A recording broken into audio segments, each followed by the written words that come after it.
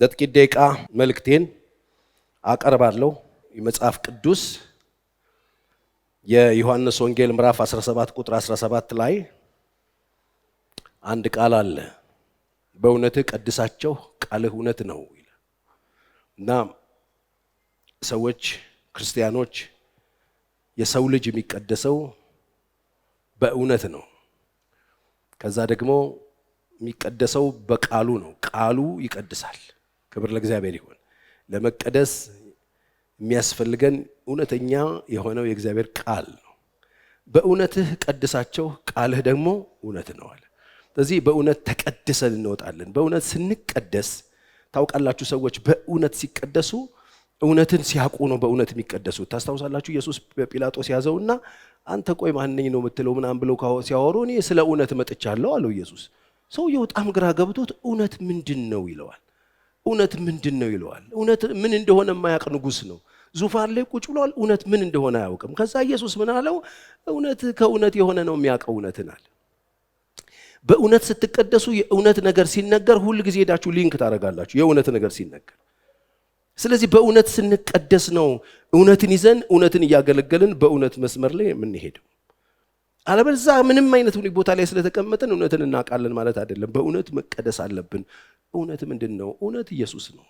መንገድ ኢየሱስ ነው። ሕይወት ኢየሱስ ነው። ኢየሱስ ነው ሰውን እውነት ውስጥ የሚከተውም ከእውነት የሚያወጣው። መለኪያው ቱንቢው እሱ ነው። ሰው ከክርስቶስ ጋር ካልሆነ እውነትን ሊያውቅ አይችልም። ምክንያቱም ሰው ሁሉ አንድ ነው የሚባልበት ዓለም ላይ ስለሆነ የምንኖረው። ሰው ኃጢአትን ሰርቶ ወድቋል። ሰው ኃጢአትን ሰርቶ ከእግዚአብሔር ርቋል። ስለ እውነትን ነጋ ከተባለ ሰው ሁሉ አንድ አይደለም። ሰው በሁለት ይከፈላል። የሞተና የተነሳ፣ ሕያውና ሙት ተብሎ ነው የሚከፈለው። ይኸውላችሁ አዲስ ኪዳን መጥቶ የሰራው ነገር የሞቱት ሰዎችን ያነሳው። ለዚህ ነው ኤፌሶን ላይ ሐዋርያው ጳውሎስ ሲጽፍ ምዕራፍ 2 ላይ በኃጢአታችሁና በደላችሁ ምን ነበራችኋል? ሙታን ነበራችሁ። ይሄንን ስንት ሰው ነው የሚያምነው? የሞተ ነው ሙት ነው። ሙት ነው ሙት ሆኖ ተማሪ ሙት ሆኖ አስተማሪ ሙት ሆኖ ትልቅ ሰው ሙት ሆኖ ባለስልጣን ሙት ሆኖ ሚሊዮነር ሙት ሆኖ ቆንጆ ሙት ሆኖ ምናምን ሊባል ይችላል። ግን የሞተ ነው። መቀደስ የሚችለው በእውነት ነው። የእውነት ቃል ካልመጣ ሰው ከሞት ውስጥ ሊወጣ ስለማይችል ሙት ነው። ሰው ከክርስቶስ ጋር ካልሆነ ሙት ነው። የሞታችሁ ነበራችሁ። ይሄ ብቻ አይደለም። አሁን በማይታዘዙ ልጆች ላይ ለሚሰራው መንፈስ አለቃ ፈቃድ ነበር የምትኖሩት። አለቃ ነበራችሁ፣ ዲመን። ይሄ ብቻ አይደለም። ሁላችንም የልቦናና የስጋችንን ፈቃድ ነበር የምናደርገው። ዓለም ላይ ያሉ ሰዎች እነዚህ ናቸው። የሞቱ ሰዎች፣ አለቃቸው ዲያብሎስ የሆኑ ሰዎች፣ የልቦናቸውን ፈቃድ የሚያደርጉ ሰዎች። ይሄ ብቻ አይደለም። ከፍጥረታቸው የቁጣ ልጆች ነበር። በቃ አለቀ። እነዚህ ሰዎች አሉ። እነዚህ ሰዎች ናቸው እኮ ሰው ተብለው ነው የሚጠሩት። መጽሐፍ ቅዱስ ግን ምን ይላቸዋል?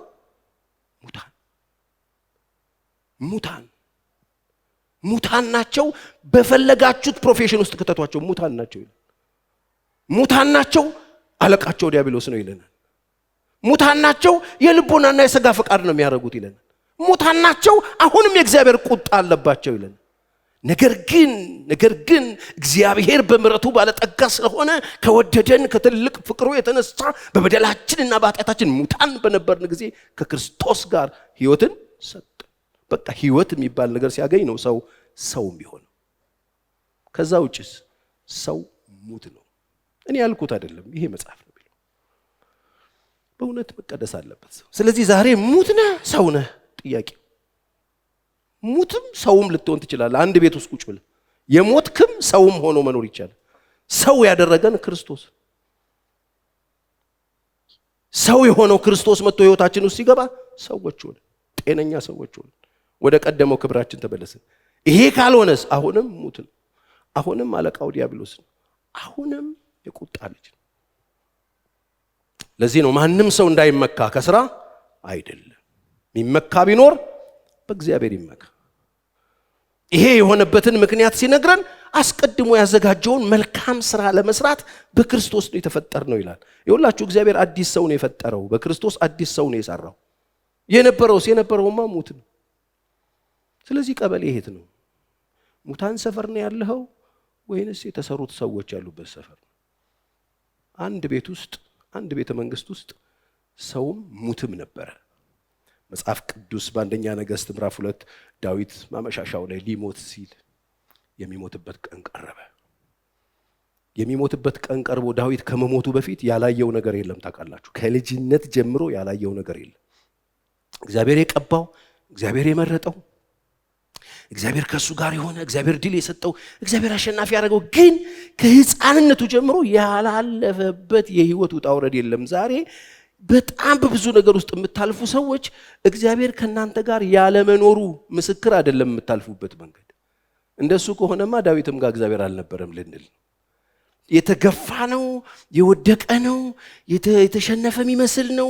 ቤት ውስጥ ማዕት ሰይፍ አልፎበታል፣ በኃጢአት ወድቋል፣ ስደት ውስጥ አልፏል፣ የገዛ ወገኖቹ ተነስተውበታል፣ በሞትና በእኔ መካከል አንድ እርምጃ ቀረ ብሏል። በዚህ ሁሉ ውጣ ውረድ ውስጥ ቤተሰብ መስርቷል፣ ትዳር መስርቷል፣ ልጆች ወልዷል። ከዛ ደግሞ ልጆቹ በህይወት ውስጥ ተነስተውበታል። እቤት ውስጥ የውድቀት አይነት አስተናግዷል፣ እቤት ውስጥ ሞት አስተናግዷል፣ እቤት ውስጥ ውርደት አስተናግዷል። በህይወት ውስጥ ያላለፈበት ነገር የለም። ግን እግዚአብሔር ከእርሱ ጋር ነበር።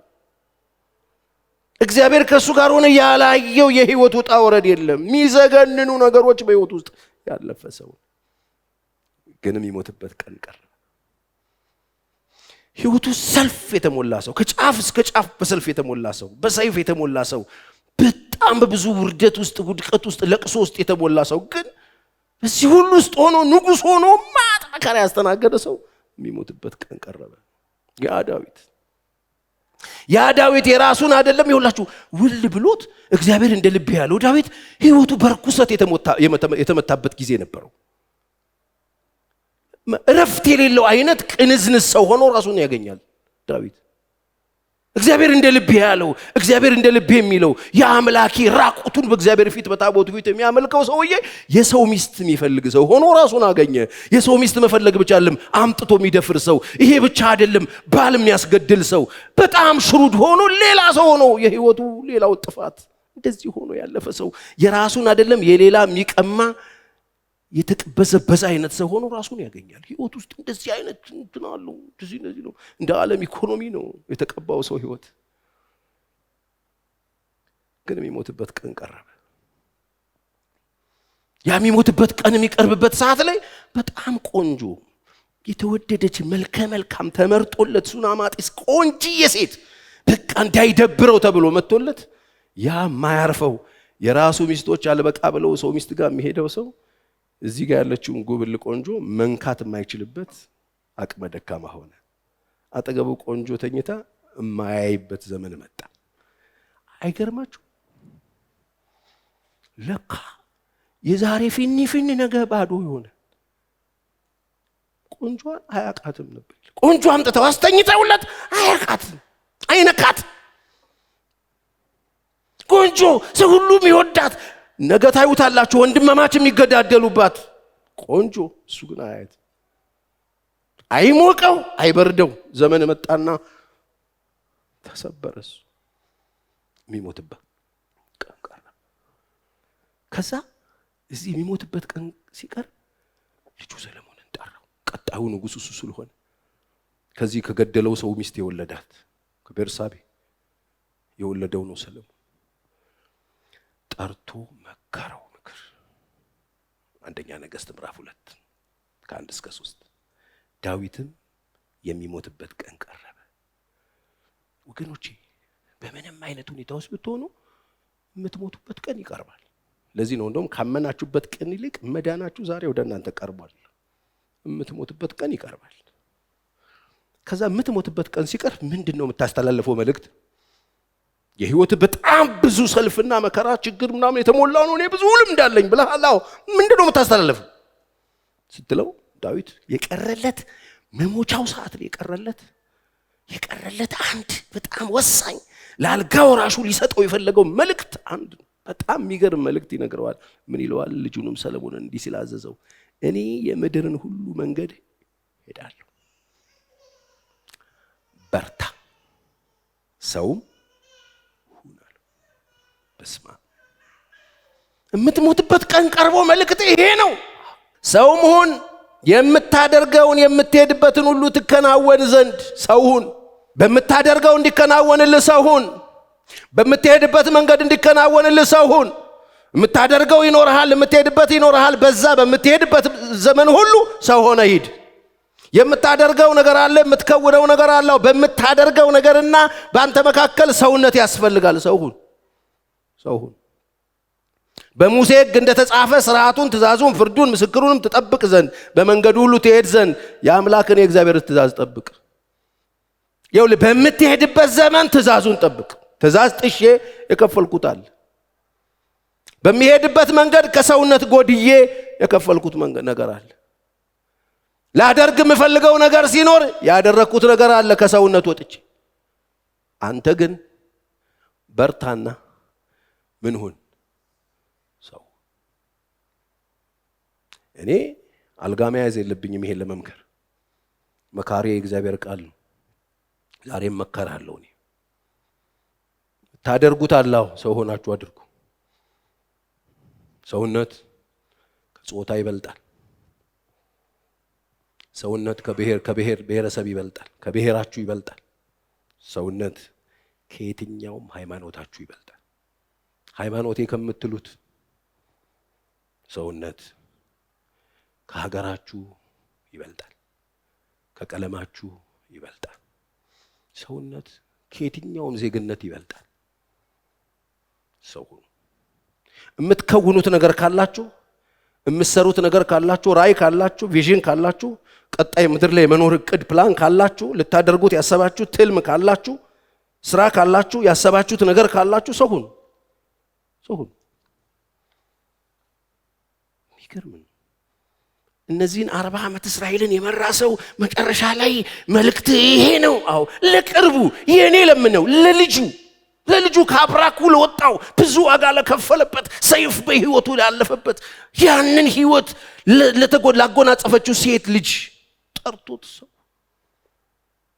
ለምንድን ነው እንደሱ ያለው? ያለ እንደሆነ ሰውነት ከወንድነትም ከልጅነትም የሚበልጥ ስለሆነ ቤት ውስጥ ሰው ያልሆነ ልጅ አስተናግዷል። ወልዷል። ልጅ የቤቱ በኩር ልጅ አምኖን የሚባል ልጅ ነበረው።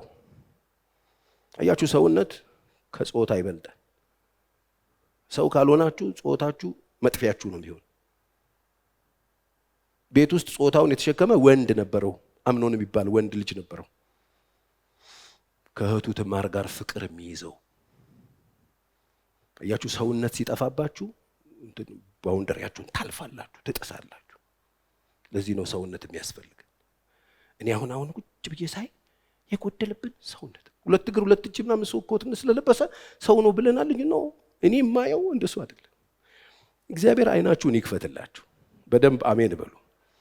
አምኖን ወንድ ነው ግን ሰው አልነበር ማለት የሰው ባህሪ አልነበር የተጎናጸፈው። ለዚህ ነው ሰው የሚጠላው። ሰው ታውቃላችሁ፣ ሰው አይፈልግም ነበር። ያ በሽታ ስለገባበት ከሰውነት የሚያጎድል በሽታ አይምሮ ውስጥ ገብቷል፣ ልብ ውስጥ ገብቷል። ሰውን አይፈልግም ነበር። የሚፈልገው ያ ያሰበውን ያንን አውሬነቱን የሚከውንበትን ቦታና ጊዜ ነበር የሚፈልገው። የሱ አይነት ጓደኛ አግኝቶ ተመካከረ። መጽሐፍ እናንብበው። 2 ሳሙኤል ምዕራፍ 13:9 ጀምሮ ሃይላይት አድርጉበትና ቁጭ ብላችሁ አጥኑት።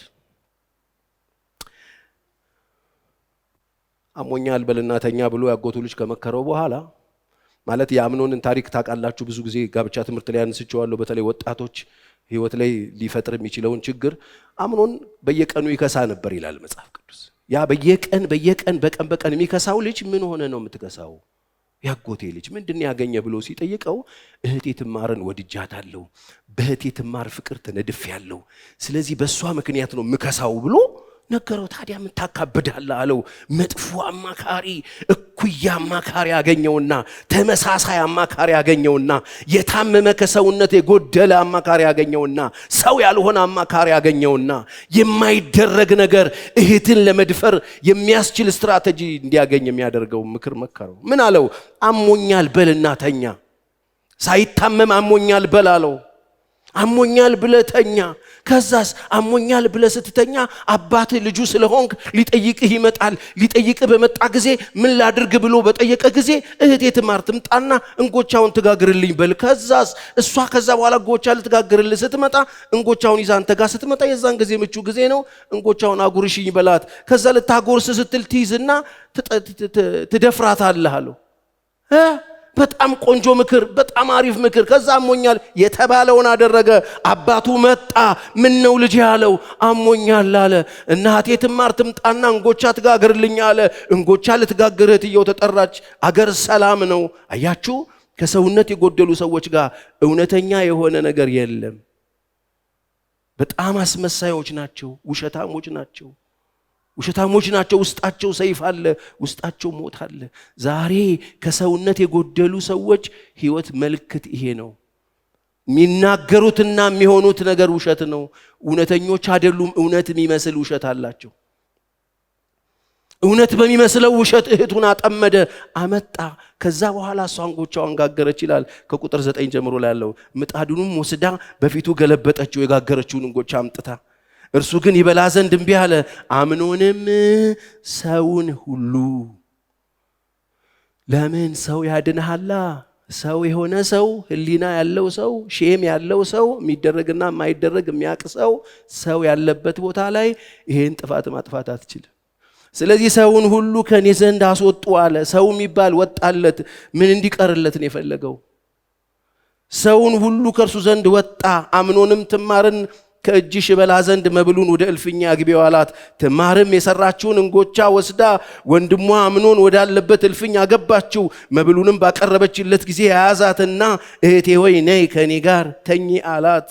አየ፣ ስትጎድል እህት ላይ ሁሉ ነው የምትወጣው። ከሰውነት ስትጎድል ክቡሩ ሰው እንደ እንስሳ ይሆናል። ሰው ሁሉ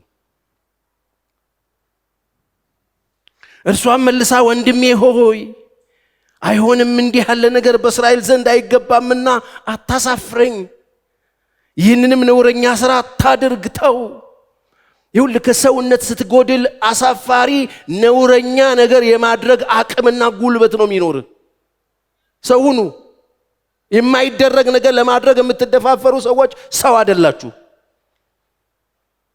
ከሰውነት ስትጎድሉ በሰው ቦዲ ውስጥ ቁጭ ብላችሁ ሰው አትሆኑም፣ አውሬ የምትሆኑበት እድል አለ። ለዚህ ነው ሰው ሁኑ። ምን አለችው እሷ? በእስራኤል ዘንድ አይገባምና አታሳፍረኝ፣ ይህንም ነውረኛ ሥራ አታድርግ፣ እኔም ነውሬን ወዴት ልሸከም? እኮ ነውር ነው። አያችሁ፣ ነውር ነው። አሁን በጣም ዓለማችን በከባድ ነውር እየተሞላች ነው። እኛ ደግሞ ሰዎች የሚያደርጉት እየመሰለን ነው። ኖ፣ ከሰውነት ስትጎድል የነውርን ትጎናጸፋታለህ። ነውር ልብሱ ትሆናለህ። ነውር ቁርሱ ትሆናለህ። ነውር ነው። እኔም ነውሬን ወዴት ልሸከም? አንተም በእስራኤል ዘንድ ከምናምንቴዎቹ እንዳንዱ ትሆናለህ። ከሰውነት ስትጎድል ምናምንቴ ነው የምትሆነው ወንድሜ። ተው፣ ምናምንቴ ትሆናለህ። ተው፣ ይቅርብህ። ይሄ የሰው ተግባር አይደለም። ተው፣ እንደ ሰው አስብ። አድርገህ አታስብ። ሳታደርግ በፊት አስበው። ነገሩን ካደረግከው በኋላ የምታስተካክለው ነገር የለም። ነውር ነው። ምናምንቴ ትሆናለህ፣ ትጣላለህ፣ ትነወራለህ፣ ትገለላለህ። ይቅርብህ አለችው። እኔም አባቴን ብትጠይቀው እኔንም አይነሳህም አለችው። ቃሏን ግን አልሰማም። ከእርሷም ይልቅ ብርቱ ነበርና በግድ አስነወራት፣ ከእርሷም ጋር ተኛ። ልጄ ሰለሞን ሰው ሁን። ሰው ካልሆንክ ነገ እህቶች ዋስትና የላችሁ። እኔ መሞቻዬ ሰዓት ቀርቧል። እኔ እሄዳለሁ፣ መሄጃዬ ቀርቧል። እኔ ከሄድኩ በኋላ ይሄ ቤተ መንግስት ይታመሳል። ወንድም እህቱ ላይ ይወጣል። ነውር እየጨመረ ይሄዳል። ምናምንቴዎች ከተማን ይወርሳሉ። አንተ ሰው መሆን አለብህ ወገኖቼ። እኔ ልምከራችሁ እንደ አንድ ተረኛ አገልጋይ ሰው ሁኑ። ከተማችን ሰው አልባ የሆነች በብዙ ግፊያ፣ በብዙ ነውረኞች፣ በብዙ ምናምንቴ ሰዎች፣ የሰው ስም፣ የሰው ከለር፣ የሰው ቦዲ፣ የሰው ልብስ፣ የሰው ምናምን የተጣጠቁ ነውረኞች፣ ለእህቶቻቸው የማይራሩ፣ ለሀገር ልጆቻቸው የማይራሩ፣ ለሰው ልጅ የማይራሩ በጣም ዘግናኝ ሰዎች ቤተሰቦቻቸውን የሚክዱ፣ ልጆቻቸውን የሚክዱ፣ ሚስቶቻቸውን የሚክዱ፣ የልጆቻቸውን ንብረት የሚወስዱ። አስቡ፣ ልጆቻቸው ዋጋ ከፍለው ሰው ሀገር ሄደው ሁለት መልክ አውጥተው ሰርተው ወጥተው ወርደው የላኩላቸውን ቅርጥፍ አድርገው ብለው የሚክዱ ወላጆች፣ እህቶች፣ ወንድሞች ወንድም ወንድሙን የሚበላ እህት እህቱን የሚበላ በጣም በሚያሳዝን ሁኔታ እህት ወንድሟን ወንድም እህቱን የሚበላበት ሀገር በየቀኑ ያየን ነው። ምንድነው ይሄ ችግር ካላችሁን የሰው እጥረት ነው። ሰውነትን ማጣት ነው። እኔ ብዙ ጊዜ ሬዲዮ ላይ ገብቻ አውቃለሁ እንዲህ አይነት ኬዞች በወላጆቻቸው የተከዱ ልጆች፣ በገዛ ወንድም እህቶቻቸው የተከዱ ልጆች፣ የተበሉ ልጆች፣ በወንድሞቻቸው የተደፈሩ ልጆች፣ በእህቶቻቸው የተበሉ ልጆች በጣም በሚያሳዝን ሁኔታ ኃይለኛ ጭካኔ ያለበት አንዱ አንዱን እንዴት አድርጎ እንደሚያስነውረው እንዴት አድርጎ እንደሚጨክንበት የሚገርም ዘግናኝ ቤተሰብ ያየን በጣም በሚዘገንን ሁኔታ ጉርብትና ተበላሽቶ በጉርብትና ላይ የነበረው ክብርን ለዛውን አጥተን አንዱ አንዱን ሲበላው አንዱ አንዱን ሲያስበላው በጭካኔ ስንስካካድ በጭካኔ ክፋት ሰፍኖ ቤታችን፣ ሰፈራችን፣ ቤተክርስቲያን፣ ሀገር ላይ ያየን ሰው ካልሆንክ አደጋል። እኔ ምድርን መንገድ ሄጃለሁ። እኔም ይሄ በሽታ ሰለባ ሆኜ አውቃለሁ። እኔም በዚህ በሽታ ውስጥ ሰለባ ሆኜ ራሴን አግኝቼዋለሁ። አንተ ግን ዘወትር የምታደርገው ነገር ካለ የምትሰራው ነገር ካለ ህልም ካለ ትእዛዙን ጠብቅ፣ ሰው ሆነ ጠብቀው። ትእዛዙን ሰው ሆነ ጠብቀው። የምታደርገውን ነገር ሰው ሆነ አድርገው። የምትመራውን ሀገር ሰው ሆነ ምራው። አይገርማችሁ? ሰውነት ለካም ይመከር ነው። ከእጅ ሊናጣው እንችላል።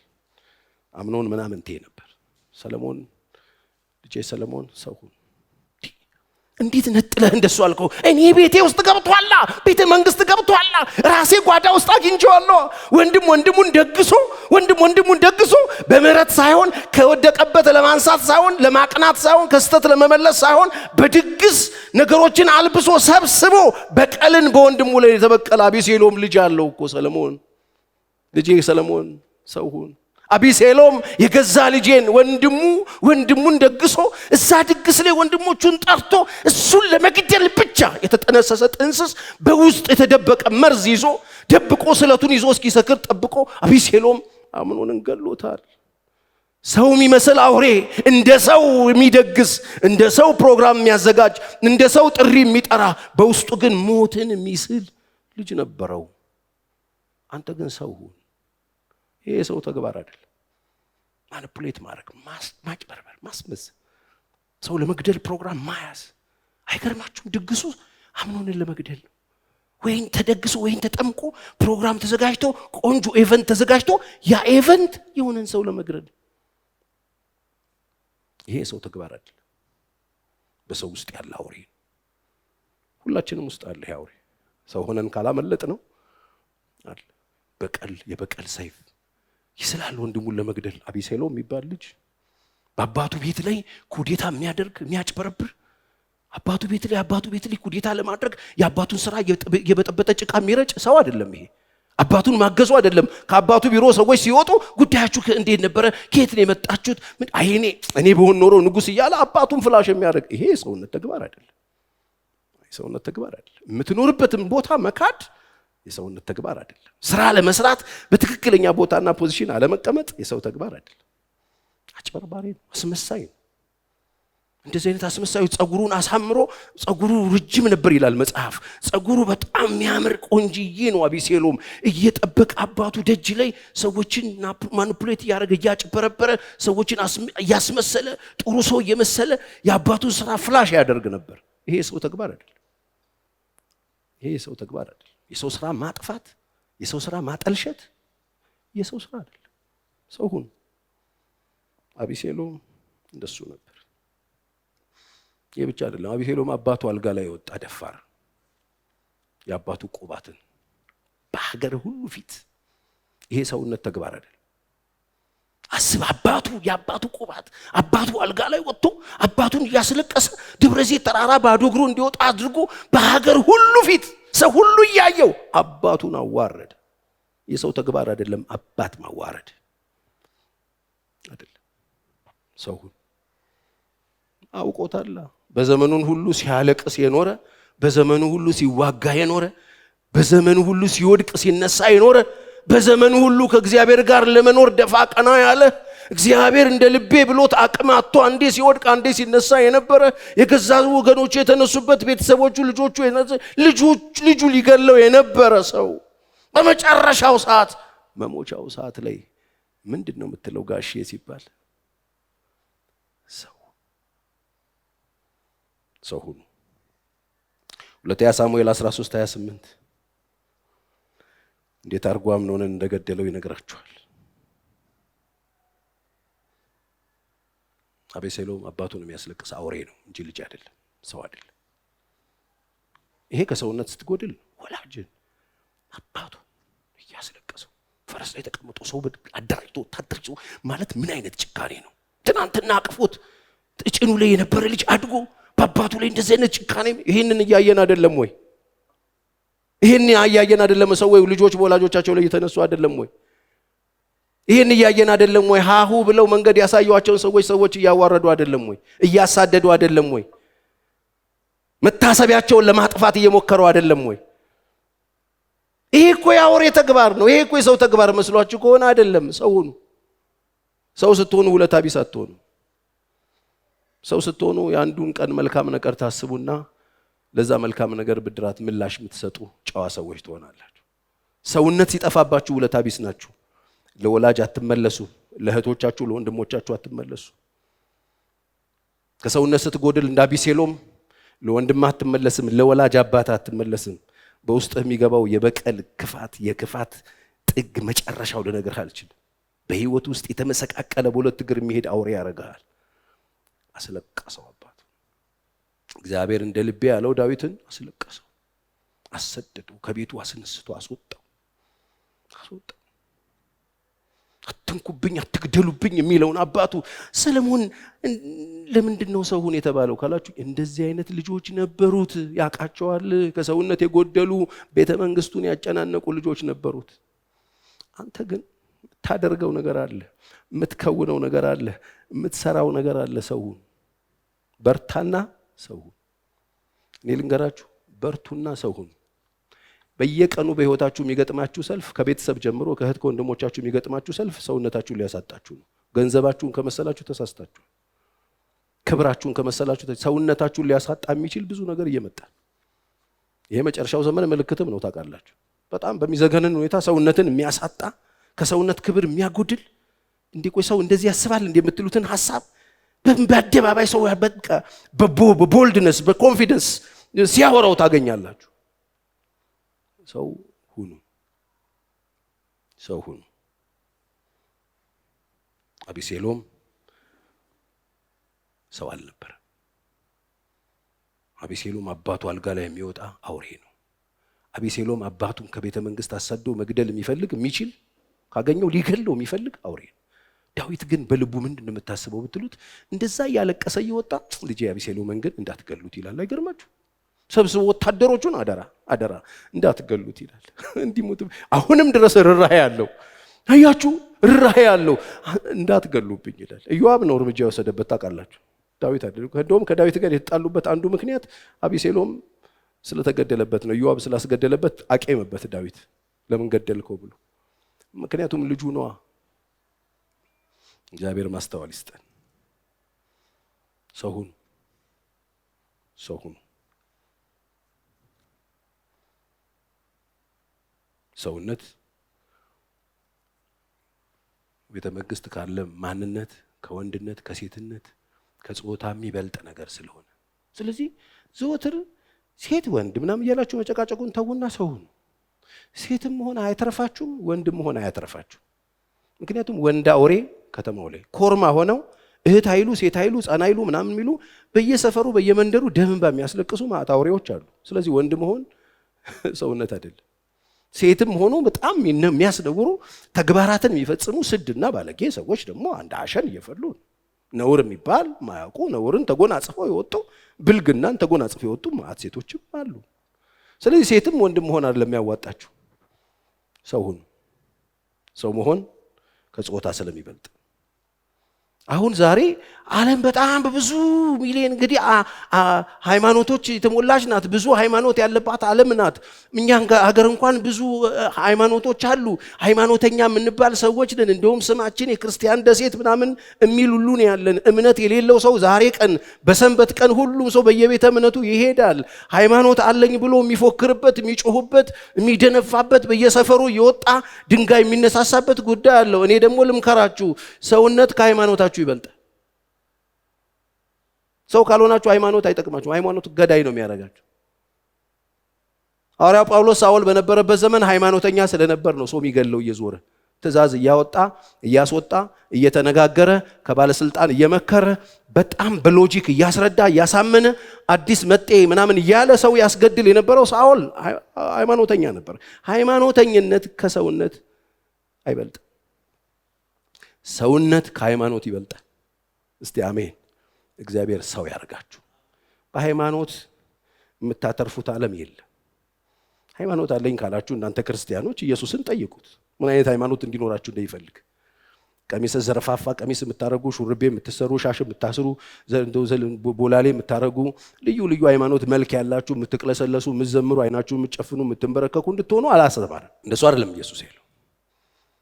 ኢየሱስ ጋር በጣም ወደው የመጽሐፍ ቅዱስን ክፍል አንብብላችሁ ማቴዎስ 22:34 ፈሪሳውያንን ሰዶቃውያንን እነዚህ ሃይማኖተኞች ናቸው ዝም እንዳሰኛቸው በሰሙ ጊዜ አብረው ተሰበሰቡ ይላል። ከነርሱ አንድ ሕግ አዋቂ ደግሞ ሕግ ደግሞ የሚያስጠብቅ ፈሪሳውያንም አለ ሰዶቃውያንም አሉ። ሁለቱም እነዛ በሙታን ትንሣኤ የሚያምኑ እነዛ የማያምኑ ናቸው። እንደገና ደግሞ ሕግ አዋቂዎች መጡና ሊፈትኑት ሃይማኖተኛ ተከቦ ኢየሱስ አንድ ጥያቄ ጠየቁት። መምህር ሆይ ከሕግ ማንኛይቱ ትእዛዝ ታላቅ ናት ብለው ጠየቁት። ማለት ሃይማኖተኞች ተከቧል፣ ሕግ አዋቂ አጠገቡ አለ፣ ኢየሱስ መሃል አለ። ምንድነው የሚበልጠው ብለው ጠየቁት። ታላቅ ነገር ምንድነው አሉት። የማን ሃይማኖት ይበልጣል? የትኛው ሃይማኖት ነው ትክክል? የትኛውን ሃይማኖት ብንይዝ ነው የሚሻለን? ነው እኮ ውስጡን ስትፈትሹት ሌላ አይደለም። የትኛው ሃይማኖት ነው ትክክል? ይኸው ዓለም እኮ ሃይማኖቷን ይዛ እየታገለች ነው። ሰው ሁኑና ሃይማኖት ይኑራችሁ። አሜን። መጀመሪያ ሰው ሁኑ። ኢየሱስ ሰው ሆኖ ነው የመጣው። ዓለም ላይ ብዙ ሃይማኖት ነበረ። ሲመጣ ሰው ሆኖ ነው የመጣው። ለሰውነት ክብር ይሰጣል። ለሰውነታችሁ ክብር ስጡ። ይገርም ነው። ከዛስ መምህር ሆይ ከሕግ ማንኛይቱ ትእዛዝ ታላቅ ናት ብለው ጠየቀው። ኢየሱስም እንዲህ አለው፣ ጌታ አምላክህን በፍጹም ልብህ፣ በፍጹም ነፍስህ፣ በፍጹም ሐሳብህ ውደድ። ሃይማኖት አትበል፣ ውደደው። ሰው ሁንና ውደደው። አውሬ ይሄን አያደርገው። ውደድ። ታላቂቱና ፊተኛይቱ ትእዛዝ ይህች ናት። ሁለተኛይቱ ይህችን ትመስላለች። እርሷም ባልንጀራህን እንደ ነፍስህ ውደድ የምትል ናት። ሰው ሁኑና እግዚአብሔርን ውደዱት። ባልንጀራችሁን እንደምን ነው የሚለው? እንደ ነፍስህ ውደድ የምትል ናት። በእነዚህ በሁለቱ ትእዛዛት ሕግም ነቢያትም ተሰቅለዋል። ሃይማኖተኛ ነን ብላችሁ ሰው ጤፍ ከሆናችሁ ሰውነት ጎድሏችኋል። ሰው ካልሆናችሁ ሃይማኖተኛ ከሆናችሁ ሰው ልታከብሩ አትችሉ። እንደ ነፍስ ውደድ ተብለህ እንደሆነ ነገር የምትጸየፈው ከሆነ ሰውነትን የጎደለ ሃይማኖት አይደለም የጎደለ። ሃይማኖት ያለ ሰውነት አይሰራም። መጀመሪያ ሰው ሁኑ። ሃይማኖት የሚሰራው ለሰው ሰው ከሆናችሁ እንደ ሰው የምታስቡ ከሆነ እንደ ሰው እግዚአብሔር እንደፈጠራችሁ ለሰውነታችሁ ክብር የምትሰጡ ከሆነ የሚሰጣችሁ ሃይማኖት ተግባራዊ ይሆናል። መስራት ትችላላችሁ። በሱ ሰው ሁኑ። የቱ ይበልጣል? እግዚአብሔርን ውደዱት አለንጀ ሰው ጤፉ አትሁኑ። ሰው ጤፉ ሰውን በጥላቻ የምታዩ ከሆነ ሰውን የማትወዱት ከሆነ ለሰው ልጅ ምንም ክብር ከሌላችሁ ሃይማኖተኛ ገዳይ ነው የምትሆኑት። ዛሬ እኮ ሀገርን ዓለምን እያፋጨ ያለው ሃይማኖት ነው። ገዳይ ሃይማኖት፣ ተኳሽ ሃይማኖት፣ ሰው አጥፊ ሃይማኖት፣ ዘር አጥፊ ሃይማኖት። ሃይማኖት ብሎ እኮ ነው የሚነሳው። ሲነሳ ከሰውነት የጎደለ ሃይማኖት ገዳይ ነው፣ አጨፍጫፊ ነው፣ አጥፊ ነው። እግዚአብሔር በፈጠረው የሰው ልጅ ላይ እስትንፋሱን እፍ ብሎ በዘራበትና ሕያው ባደረገው በሰው ልጅ ላይ ከባድ ጨካኝ ይሆናል ሃይማኖት። ለሃይማኖቱ ሰው ዛሬ ብዙ ነገር ያደርጋል፣ ለሰውነቱ ቦታ የለው። ወገኖቼ የትኛውም ሃይማኖት ውስጥ ሁኑ፣ በየትኛውም ሃይማኖት ጥላ ስር ተሸሸጉ፣ ገዳይነት ውስጣችሁ ካለ ሰውነት ጎሏችኋል። በዚህ ዘመን እኔ በየቀኑ እየደነገጥኩ ነው ያለሁት። በምን መልክ ይሄ ነገር እንደሚስተካከል አላውቅም። ጸልያለሁ። ግን እዚህ ከመጣችሁ ግን ይሄን ስሙ። የትኛውም ሃይማኖት ተከታይ ብትሆኑ ሰውነት ከጎደላችሁ ወደ ሰውነታችሁ ክብር ተመለሱ። ከፈለጋችሁ ሃይማኖቱን ተውት። ሰው እንድትጠሉ፣ ሰው እንድትገሉ፣ ሰው እንድትገፉ፣ ሰው እንድትንቁ የሚያረጋችሁ ሃይማኖትን ይቅርባችሁ። እኔ እንደ መጋቢ ነው እዚህ ጋር የቆምኩት። መጋቢ ነው ያልኩት። መጋቢና እረኛና በግነጋዴ ይለያያል። እኔ በግነጋዴ አይደለሁም። በግነጋዴ እስሩ ያሉት በጎችን ቀለም ቀብቶ አንዱን ሰማያዊ፣ አንዱን ቢጫ፣ አንዱን አረንጓዴ ቀብቶ ዱላ ይዞ ጥላ ሰርቶላቸው ቁጭ አረጋቸው። በጎቹን ሊመግባቸው አይደለም። ገዢ እየፈለገ ነው። ቀን ነው እየፈለገ ያለው። ይሸጣቸዋል። ላታቸውን እያስለካ እያስገመተ ይሸጣቸዋል። በግነጋዴ ስራው ይሄ ነው። በግነጋዴ በጎቹን እየጠበቀ አይደለም፣ እያሰማራቸው አይደለም፣ አስሯቸው ነው። ከክልል እንዳይወጡ አድርጓቸው፣ ከዛ ቦታ እንዳይወጡ አድርጎ እዛ ቦታ ላይ የሚያቆይ ድርቆሽ እየሰጠ እዛ ቦታ ላይ የሚያሰነብታቸው፣ ለገበያ ብቁ የሚያረጋቸው መድኃኒት እየወጋ። በግነጋዴ ለበጎቹ ርራሄ የለውም። ገዢ ሲመጣ ተከራክሮ አስቀንቀንሶም ጨምሮም ይሸጣቸዋል። በግነጋዴና እረኛ ይለያያል። እኔ ልሸጠው ማዘጋጀው በግ የለኝም። እኔ እዚህ ጋር የቆምኩትኝ ለጌታ ቀን እንድትደርሱ። እስቲ አሜን በሉ። አንድ ቀን ለኢየሱስ እንድትሆኑ ነው። እኔ አሳምሬ ቀሻሽሬ ያስኩት ሀብታም የለም። የሚመቸውን እየሰበኩለት፣ የሚፈልገውን እየሰጠሁት፣ እሱ የሚፈልገውን እየነገርኩት፣ እዚሁ እያሻሸሁት እየደባበስኩት አብረን የምነግደው ነጋዴ የለኝም፣ ጓደኛ የለኝም። እንደሱ ማቆየው ሰው የለኝም። የምመግበው ሰው አለ። ሰው እንዲሆን ለጌታ እንዲሆን የሚበልጥ ነገር እንዲይዝ የከበረ ከተዋረደ እንዲለይ እንዲሰነብት አንድ ቀን በጌታ ፊት እንዳገኘው የሚፈልገውን ሳይሆን የሚያስፈልገውን የምሰጠው። በጎቹን ያሰማራል፣ ወደ መልካም ያሰማራል፣ የሚበሉትን ይመርጥላቸዋል። እረኛ እንደሱ ነው የሚያደርገው። እኔ ራሴ እንደረኛ ነው የማየው። መልካም መብል የሚሆን ነገር መስጠት፣ የሚያኖራቸው ነገር መስጠት፣ የሚያሰነብታቸው ነገር መስጠት፣ እንዲቀጥሉ የሚያደርጋቸው ነገር መስጠት። እንዲጨርሱ አይደለም፣ እንዲሸጡ አይደለም፣ ለገበያ እንዲቀርቡ አይደለም።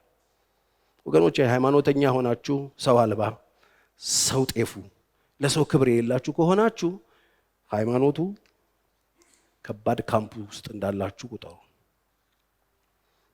የተከመራችሁበት ቦታ ለመታረድ ለማረድ የምትዘጋጁበት ቦታ ይሆነ። ሰው አክብሩ።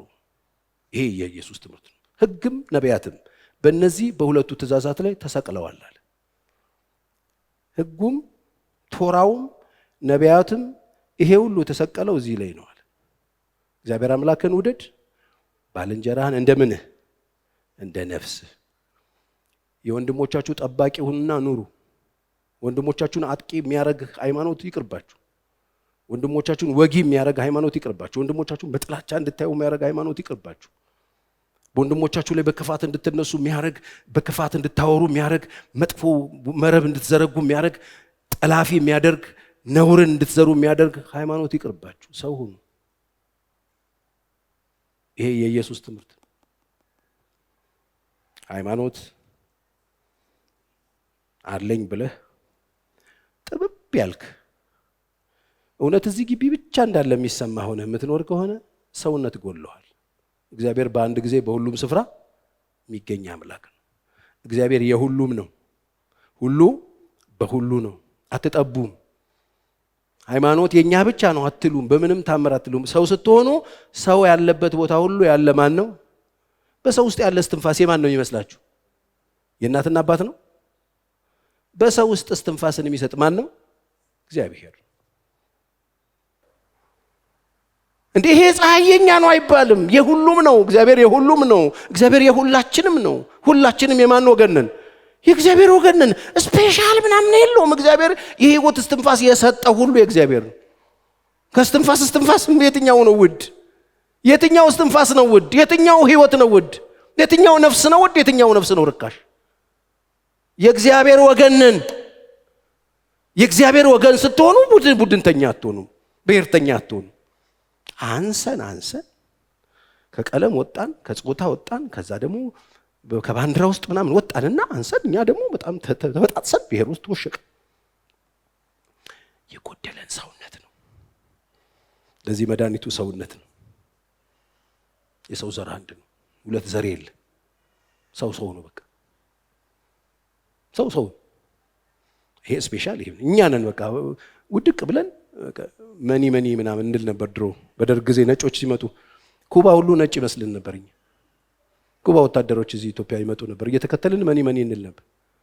በቃ ሁሉ ሰው እድገት ምናምን ይመስለው ለነሱ። ወደፊት ስታድግም እንደምትሆነው ነጭ፣ ወደፊት በቃ እንደሱ በጣም ስታድግም እንደምትሆነው እንግሊዘኛ መናገር ምናምን ነው። አማርኛ አፈር ነው ይገባብን። የኛ ቋንቋ በጣም ተራ ነው የሚሆንብን።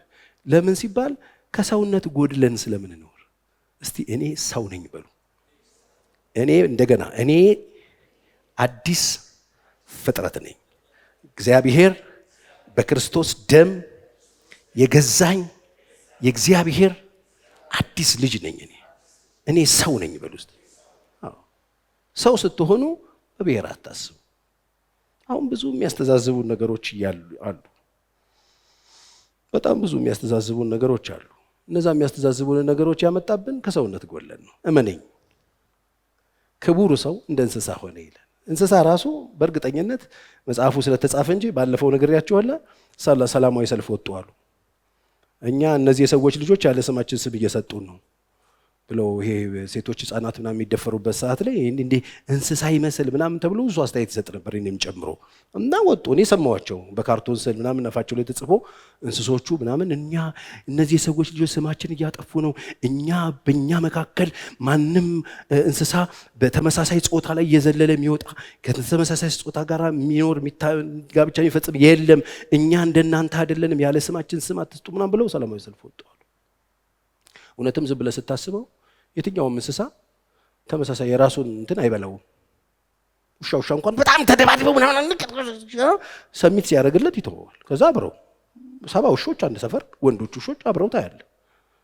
አንዳንዱን አይነክሱም፣ አብረው ተደራርበው ተኝቶ ታያለ። ሰሚት ሽን ካለ አንዳንዱ አይገዳደልም። ሰው ግን ይገዳደል፣ ይበላላል። የሚገርም ነው። አይጽፉም እኮ እነሱ መጽሐፍ አይጽፉም፣ ትርጉም ስራ አይሰሩም፣ ቴክኖሎጂ አይፈጥሩም። ግን ተመሳሳይ ጾታ ላይ አይጋቡ። እኛ ሰዎች ነን የተባልነው ክቡር ሰዎች ግን ወርደን ከሰውነት አንሰን እንስሳ ጋር አልደረስንም። እንደውም ወርደን ሌላ ነገር ሆነናል። ምንድን ነው የጎደለን? ትምህርት ነው? ስልጣኔ ነው? አይደለም። ሰውነትን ጥለን ስለሆነ የምንሰለጥነው ችግር አለ። ሰውነትን ጥለን ነው ብሔርተኛ የሆን ነው። ሲዋጎ ወጥረን በየሰፈሩ ቆመን ሰውነትን ጥለን ነው ሃይማኖተኛ የሆን ነው። ሃይማኖት አለ የሚባልበት ሀገር ላይ ክፋቱም በዛው ልክ። ሰውነትን ጥለን ነው ጾታ ምናምን እንባባለው፣ ግን በዛው ልክ ክርፋታችን፣ ቆሻሻችን ዓለምን እግዚአብሔርን ከርፍቶታል። የሚሞትበት ሰዓት ደረሰ። እኔ የምድርን መንገድ ሄጃለሁ፣ ጨርሻለሁ። አንተም ጉዳይ ካለ እዚህ ወንበር ላይ ተቀምጠ የምትቀጥለው ነገር ካለ የሚጠቅምህ ልጄ ሰለሞን፣ የሚጠቅምህ ፕላን ካለ እቅድ ካለ መሬት ላይ መቆየት ከሆነ የፈለግከው ሰፊ ነገር ሰርተ ማለፍ አሻራህን ጥለ ማለፍ ከፈለክ እኔ በዚህ ዘመኔ ከፍታ ዝቅታ ውድቀትና ውርደት የተማርኩት የቀረልኝ ነገር ሰውነት ነው። ሰው ሆናል። አይገርማችሁ? ይህን የሚያክል ዘመን የኖረ እግዚአብሔር እንደ ልቤ ብሎ የመሰከረለት በራሱ ዘመን የእግዚአብሔርን ፈቃድ አድርጎ አንቀላፋ የተባለ ሰው የመጨረሻ ኑዛዜው ሰው ሁኑ ካልሆነ ከዚህ የበለጠ ምክር አለ ወይ? ከዚህ የበለጠ እኛን ሊመክረን የሚችል ሰው አለ ወይ? ውርደት አለ፣ ተዋርዷል። ስደት አለ፣ ተሰዷል። ነውር አለ፣ ተነውሯል። መገፋት አለ፣ በቂ የሆነ መገፋት ተገፍቷል። መንከራተት አለ፣ በቂ የሆነ መንከራተት ተንከራቷል። መናቅ አለ፣ በገዛ ሚስቱ የተናቀ ተውት። በሌላው ሀገር ተናቀ። በሸር በሴራ በተንኮል ፖለቲካ የተሰራበት በጣም ብዙ ነገር ያሳለፈ ሰው ይሄ ሁሉ ልምድ ያለው ሰው እስቲ አንድ ነገር በለን ስለው ሰው ሁኑ አለ። እግዚአብሔር ሰውነት ክብርን ይመልስልን። ሰው ስትሆኑ ትተዛዘናላችሁ። ሰው ስትሆኑ ትራራላችሁ። የምታደርጉት ነገር ሁሉ ለራሳችሁ እንደሆነ ታውቃላችሁ። የምትዘሩት ሁሉ ራሳችሁ ላይ እንደሆነ ታውቃላችሁ። እግዚአብሔር ማስተዋል ይስጠን። ሰው ስትሆኑ አብረዋችሁ የሚኖሩ ሰዎች፣ የምታሰሯቸውን ሰዎች፣ ሰው ላይ የምታደርጉት ነገር ሁሉ ዘር እንደሆነ ታውቃላችሁ። የምትዘሩት ዘር በእናንተው ላይ እንደሚበቅል ታውቃላችሁ። ወደ ሰውነት ስትመለሱ የምታደርጉትን ታስተውላላችሁ። እርስ በርሳችሁ ቸሮችና ሩሩሆች ሁኑ ተብሎ ተጽፏል። እንደ ሰው የምትኖሩ ከሆነ እርስ በርሳችሁ ቸሮችና ሩሩሆች ሁኑ። እግዚአብሔር ይርዳን። በክርስቶስ ቤተክርስቲያን የዛሬው መልእክት ሰው ሁኑ። እንጸልያለን። ሰው በጠፋበት ጊዜ እግዚአብሔር ሰው ሆናችሁ ያገኛችሁ። እንደ ምድጃ እሳት የሚነድድ ቀን ይመጣል። ለእግዚአብሔር በሚገዛውና በማይገዛው መካከል ትለያላችሁ ተብሎ እንደተጻፈ እግዚአብሔር ለራሱ ይለያችሁ፣ ምልክትን ያድርግባችሁ፣ ምልክትን ያድርግባችሁ። ከቀስት ፊት ያመልጡ ዘንድ ለሚፈሩት ምልክትን ሰጣቸው ተብሎ እንደተጻፈ አምላኬ ምልክትን ይስጣችሁ፣ ምልክትን ያድርግባችሁ፣ የእሱ ገንዘቡ ያድርጋችሁ። እሱ በሚሰራበት ቀን የሚዘረዝራችሁ ሀብቱ፣ የእሱ የሚዘረዝራችሁ ገንዘቡ ያድርጋችሁ፣ የሚገዛባችሁ፣ ነገሮችን የሚለውጥባችሁ፣ በገባችሁበት ሁሉ የፈውስ ምክንያት ያርጋችሁ። የአምላኬ ስም በእናንተ ከፍ ይበል። የእግዚአብሔር ስም በእናንተ ከፍ ይበል። ሰዎች እናንተን አይተው አምላክን ማየት ይቻሉ። እናንተን ሰምተው አምላክን መስማት ይቻሉ። እግሮቻቸው ከሸካራ መንገድ የሚመለሱባችሁ ያድርጋችሁ። ከሞት የሚያድን የእግዚአብሔር ተስፋን ጭናችሁ መውጣት ይሁንላችሁ። የሰላም ሰዎች ያርጋችሁ። የእርቅ ሰዎች ያርጋችሁ። ለፈራውና ለደነገጠው ድፍረት ያርጋችሁ። ተስፋ ለቆረጠው መጽናናት ያርጋችሁ። ለታመመው ፈውስ ያርጋችሁ። አይን ለሌለው አይን ያርጋችሁ። ለአንካሳው እግር ያርጋችሁ። በሄዳችሁበት ሁሉ የበረከት ያድርጋችሁ። ተሟጋች ላጣው ተሟጋች ያርጋችሁ። ለመበለቷ ዳኛ ያርጋችሁ። እልልታ ለራቀው የእልልታ ምክንያት ያርጋችሁ። ሰላም ለራቀው የሰላም ምክንያት ያርጋችሁ። እጆቻችሁን ከፍ አድርጉ። ይሄ በረከት በቤታችሁ ይግባ። የሰላም ድምፅ እናንተ ቤት ይሰማ። ልዩነት የሚያመጣ ድምፅ በእናንተ ቤት ይሰማ። ከእናንተ ጓዳ የምስራች ይውጣ። የቃሉ ድምፅ ይውጣ። ነበልባሉን የሚቆርጠው ድምፅ ይውጣ። ብዙዎችን የሚያጽናና ድምፅ ይውጣ። ለብዙዎች እንጀራ የሚሆን ድምፅ ይውጣ። ለብዙዎች ፈውስም የሆን ትውልድ ይውጣ። ዘራችሁ ይባረክ። ሰው በጠፋበት ጊዜ ሰዎች ሆናችሁ ያገኛችሁ። እጆቹ ከእናንተ ጋር ትሆንላችሁ። እግዚአብሔር ራእያችሁን ያስፋላችሁ። ስሙን በእናንተ ከፍ ያድርገው። እንደ ባለጠግነቱ መጠን በክብር በክርስቶስ ኢየሱስ የሚያስፈልጋችሁን ሁሉ ይሙላባችሁ። ሁልጊዜ ዋናችሁ ከፍ ብሎ ይታይ። አንድ ቀን በክብር በመንግስቱ እንገናኝ። ደህና ዋሉ።